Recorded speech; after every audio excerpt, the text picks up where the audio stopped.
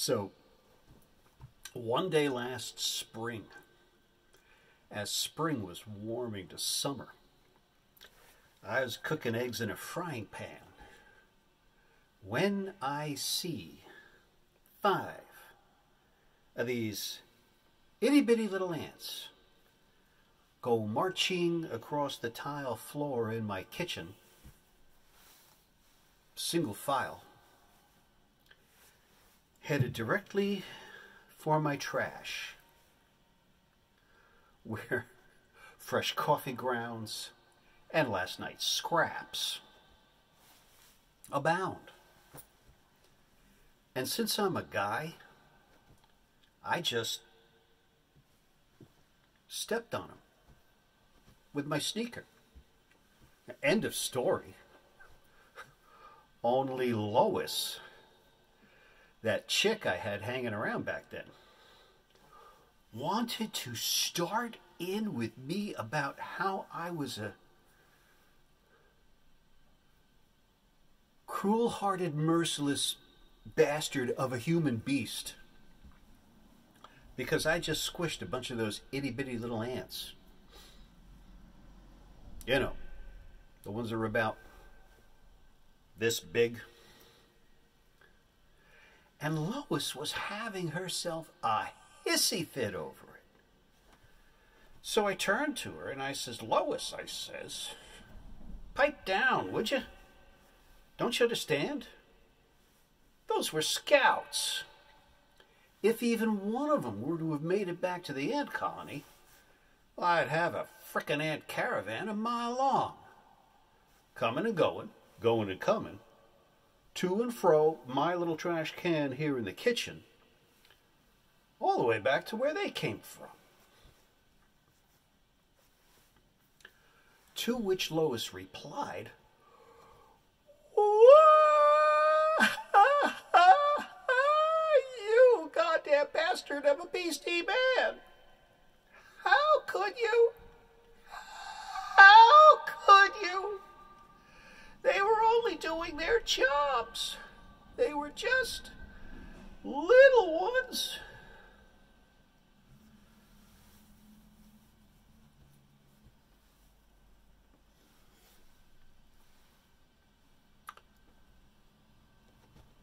To which I replied,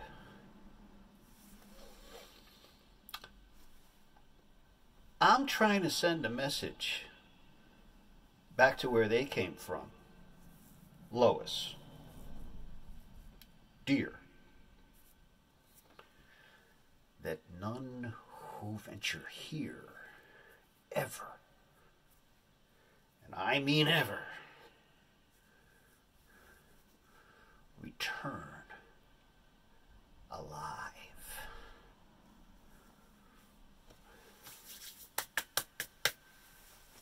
Now, wait a minute. Meanwhile, back at the ant colony, Staff Sergeant Aloysius P. York, now he is in a supervisory position at the entrance to the ant colony.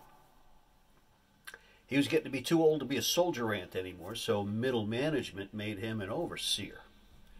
And he stands at the entrance to the ant colony, and he clocks out all the scouts as they go out to scout. Clocks them all back in again when they return. 12-hour shifts. And Staff Sergeant York is quite distraught, as well he should be.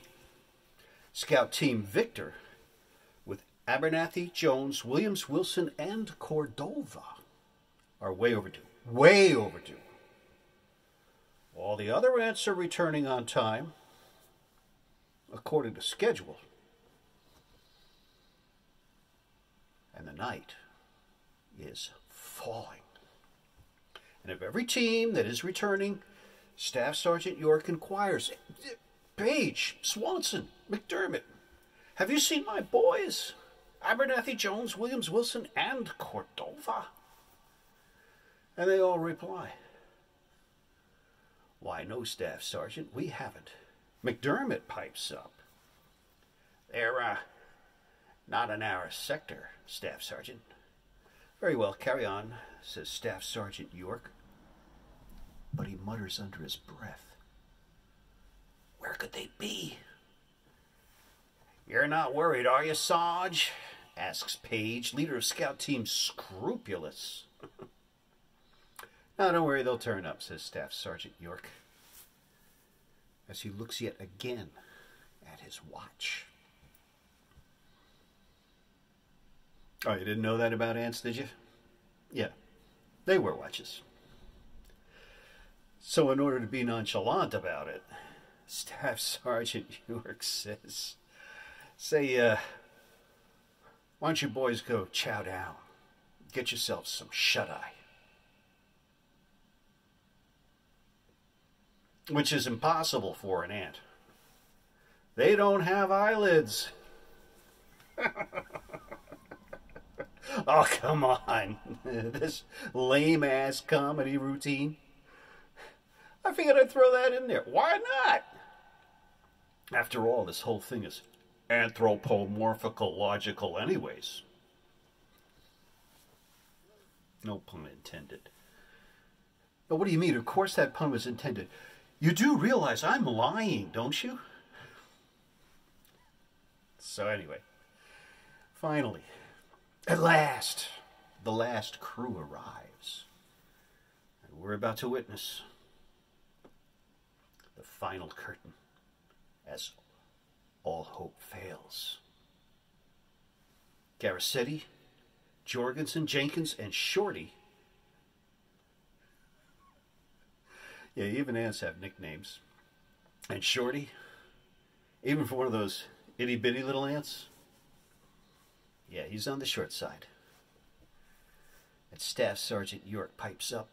Garcetti, have you seen my boys? Abernathy, Jones, Williams, Wilson, and Cordova. Puts Garcetti on the spot. And he has to reply, candidly and frankly, didn't you know, Sarge? Haven't you heard? Scout Team Victor, all of them, were last seen around 0930 this morning, disappearing into that giant crack in the Great Wall, 5 clicks north. You know the one, Staff Sergeant, as does every ant in this colony. It's the one where none who venture there ever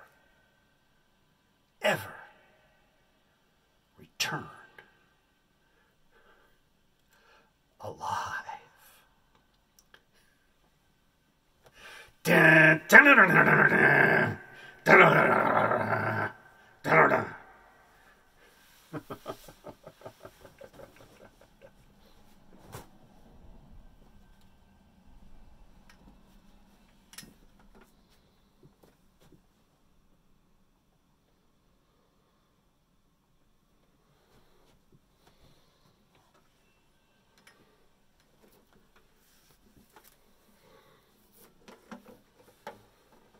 Just a brief break so you can take another sip of your coffee.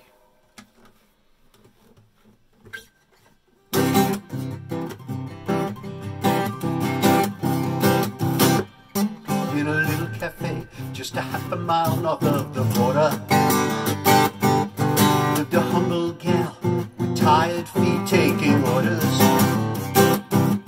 Every day of her life passed by in solitude and grace, as the sun went down and rose again in that place. Now destiny was playing cards with his buddy Fortune, who lost at a hand exceeding table stakes. And the powers that be cut a deal with Lady Luck and Fate, that Fortune must pay every penny that destiny takes. The powers that be, they're watching over you and me. Still got a trick up their sleeve, if we only believe.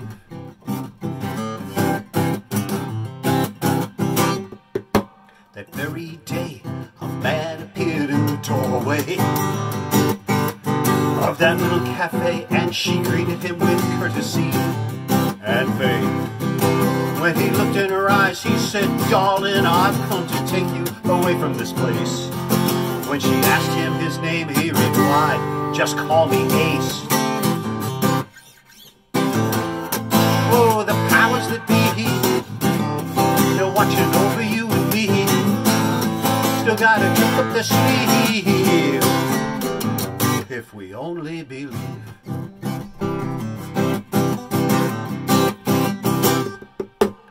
20 years have gone by and she has never regretted a second. My, how everything changed from the moment adventure beckoned.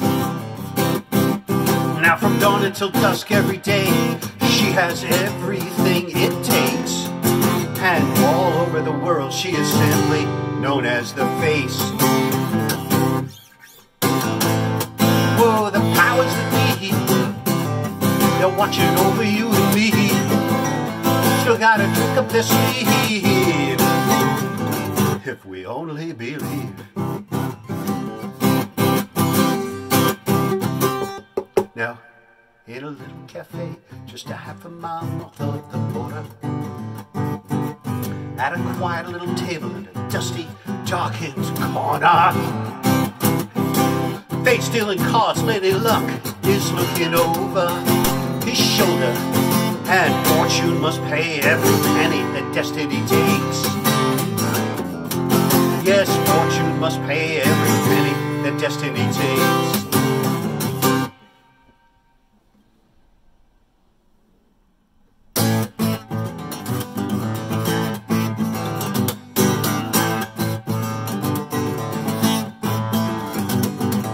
I want to take you back to the 1960s now. The London Sound, not the Mercy Beat, that came later. And a singer-songwriter by the name of Donovan Leitch, otherwise known as Donovan, who would achieve fame and fortune with songs like Jennifer and Mellow Yellow. But this was side B of the single that went absolutely nowhere. I've always loved it. Well, I'll buy you a Ford Mustang. I'll buy you a Ford Mustang. I will buy you a Ford Mustang. Just give me some of your love, baby. Just give me some of your love. Just give me some of your love, baby. Just give me some of that love. Well, I'll buy you a diamond ring. I'll buy you a diamond ring. I will buy you a diamond ring. Just give me some of your love, baby. Just give me some of your love. Just give me some of your love, baby. Just give me some of that love.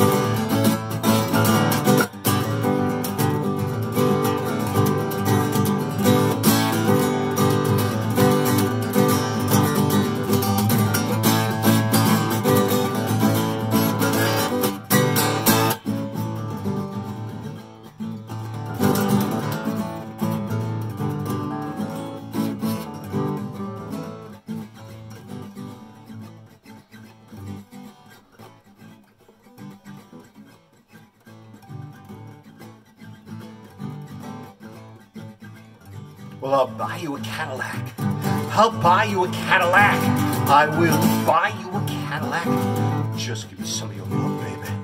Just give me some of your love. Just give me some of your love, baby. Just give me some of that love.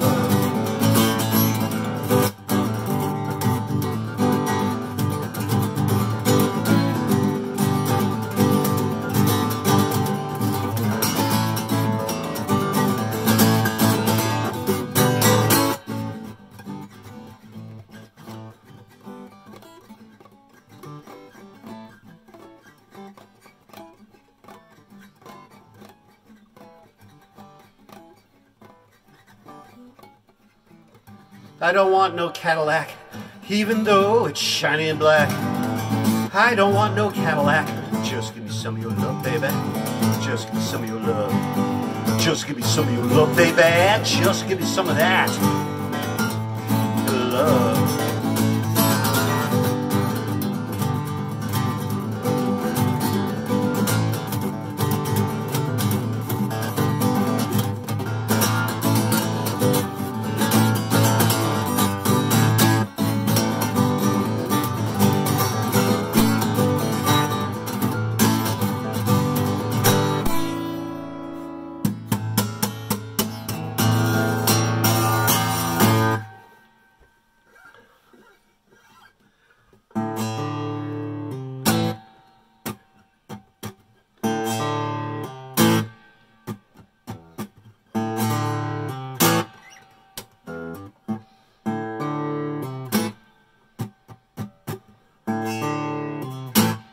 Yeah, I drink liquid rust for breakfast. Mix it in with gasoline. And then I chew on old men's bones for lunch, baby. Yeah, I grease them down with Vaseline. And what I eat's for dinner, whoa, bounces around like a trampoline. I got a junk food diet, baby. Whoa, worst case I've ever seen.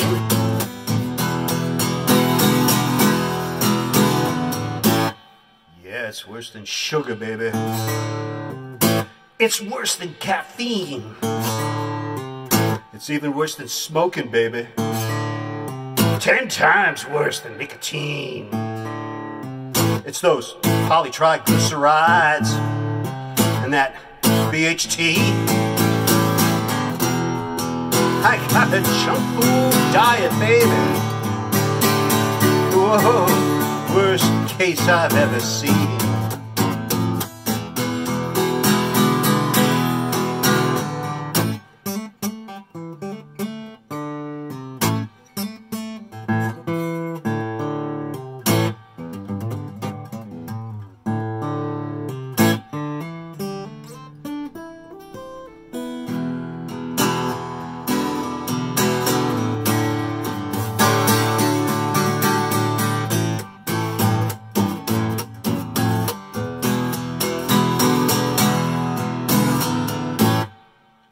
Yeah, I tried to kick it more than once or twice, baby. I just could not get free. And I had me a blood sugar crisis, baby. In the end, it nearly took me. Then came my hour of decision. I had them junk food diet heebie-weebies, heebie-cheebies. Oh, yeah. I got a junk food diet, baby. Whoa, worst case I've ever seen.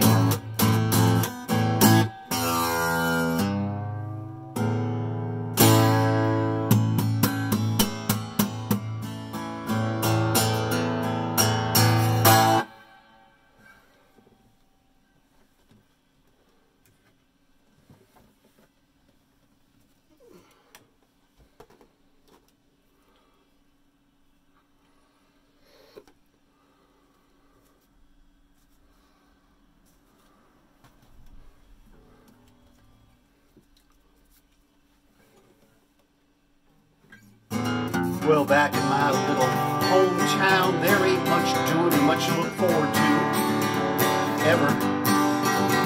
So when the prettiest girl in thereabouts agreed to go out with me on a Saturday night, I was necessarily pretty tickled.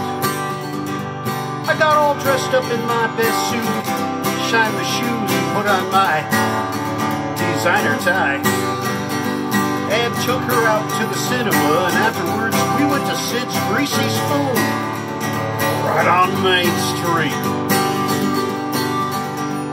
Now, after 2 hamburgers, I was feeling mighty encouraged, so I asked her out for another date. When she looked at me right in the eye and laughed and said, "I wouldn't go out with you again for $1 million, you jerk." Now, I went home, I was so upset, I sat down at the kitchen table and ate a whole gallon of ice cream.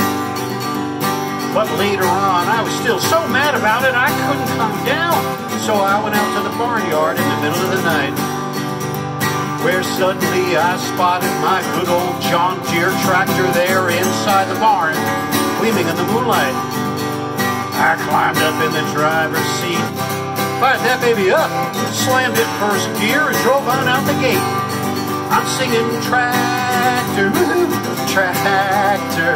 I'm driving all over the hills of Kentucky, singing tractor, tractor. I'm driving all over the farm. Well, the very next day I went to work all foggy-eyed and weary, and the first thing that happened to me was the boss caught up with me before I could get to the line. He said, "Son, you're fired." I said, "That's okay. I hated this darn job anyway. So I went home and there's a stack of bills sitting there on the kitchen counter. And there was another gallon of ice cream in the freezer too. So pretty soon I polished that off. Now it got to be the middle of the afternoon and nothing to do. So I went out to the barnyard again and wouldn't you know it, there's the key to that old tractor. It's just a-dangling there, hanging on the peg.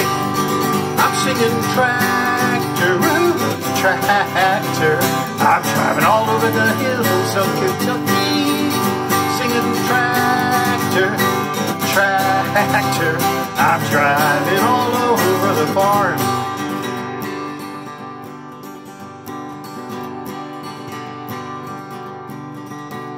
Well, I knew I wasn't getting anywhere, really. So I called up my cousin Lester on the telephone. He's the smart one in the family. And I told him all that was on my heart. And after I spilled my guts for what seemed to be about a half an hour, he started yelling at me. Told me to get a life. Then he hung up. Oh, and folks, I guess you all figured out by now that you don't have to be a Metropolitan Opera trained singer or nothing to carry this dinky little tune. So if you want, you can join in on the chorus. Here she comes.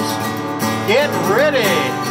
I'm singing tractor. That's it, tractor. I'm driving all over the hills of Kentucky, singing tractor, tractor. I'm driving all over the farm. Not bad. Needs a little work. Well, I knew I wasn't getting anywheres, really. So I turned the key off, right where I was. And I looked up at this big blue sky overhead. It was about 3 o'clock in the afternoon with those big puffy clouds floating by. Now, I admit I'm a big, strong guy, but I put my head in my hands. And I thought I was going to cry. When suddenly it occurred to me that I didn't want another date. I want to be a gal and a pretty one, too. And I wasn't going to need another job, man. I was going to need me a whole darn company. And I don't need to call up my cousin Lester on the telephone and tell him my life story. I needed to rope him in and get him to run the factory. Seeing as how he's the smart one in the family. Well, shoot. If I'd only do that, all these problems of mine, they wouldn't add up to a hill of beans.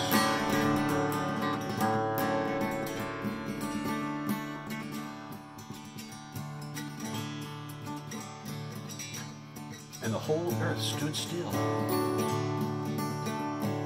Lightning flashed. Thunder rolled.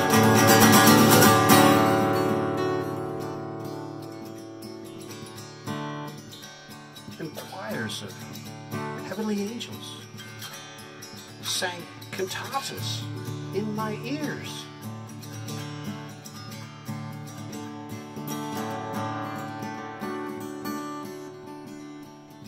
And I said, beans! That's what I said, ladies and gentlemen. I said beans. Let's see, there's bean dip, hot bean dip, extra spicy, hot bean dip,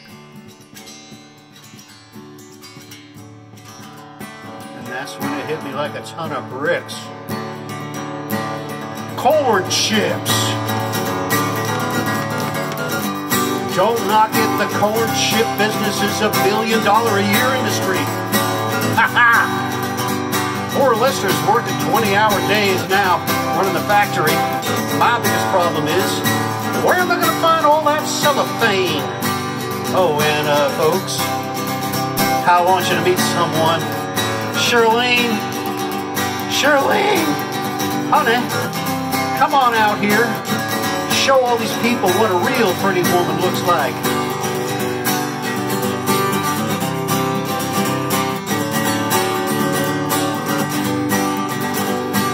honey. All you gotta do is just stand there. Come on, sing it with me. Here we go. I'm singing tractor, tractor. I'm driving all over the hills of Kentucky, singing tractor, tractor. I'm driving all over the farm. One more time. In my tractor, tractor. I'm driving all over the hills of Kentucky, singing tractor, tractor. I'm driving all over the farm.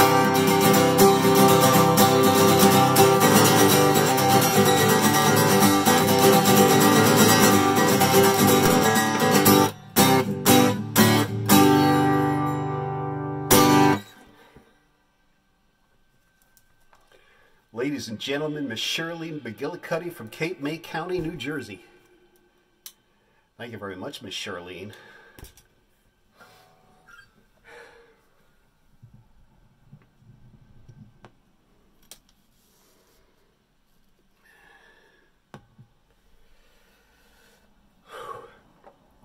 Oh, I forgot to mention.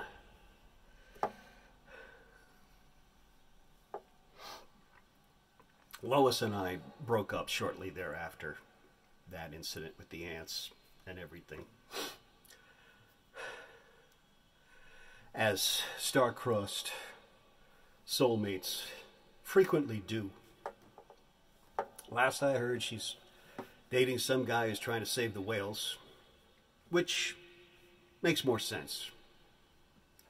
Me, I keep writing scripts for live stage performances, television shows, cartoon shows, and full-length feature movies, like I always do.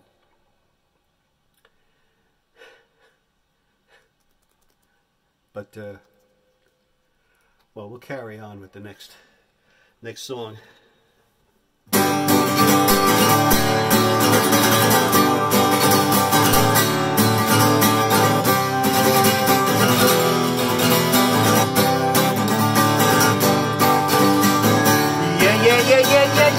Yeah. Oh, come on. Whenever I sing, and I sing a lot, I give it all I got, chill. I give it all I got, chill.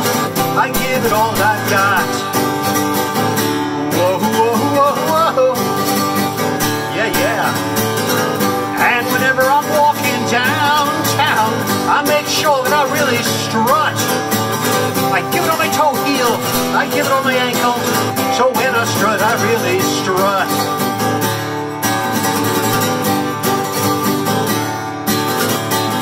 What's that I hear all the people say? It must be they're having a very bad day. Take it light up a little, Wally, swing up a little, and let me go my merry way.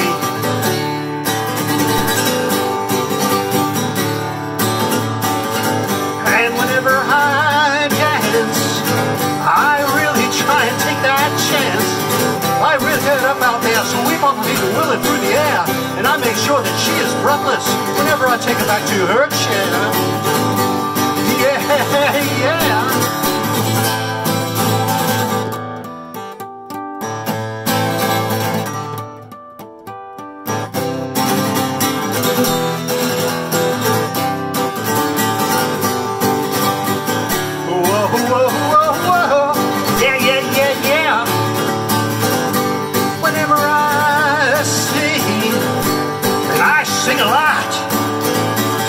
I give it all I got, chill. I give it all I got, chill. I give it all that I've got. Yeah.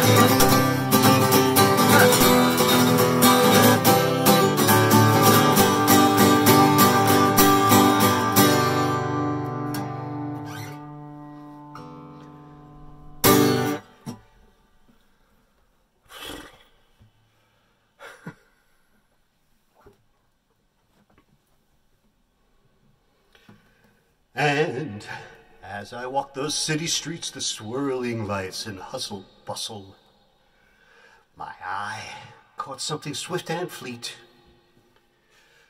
Just my shadow catching up to me. Just my shadow catching up to me. And then I walked a country mile, the forests and the glades a-passin'. The moonrise cast an eerie light, just my shadow catching up to me, just my shadow catching up to me. And then I walked upon the moon, the crags and valleys deep and wide, the dust of ages 'neath my feet, and my shadow. And then I bounded back to earth, to city lights and country lanes, and there I heard her voice so sweet, just my shadow catching up to me, just my shadow catching up to me.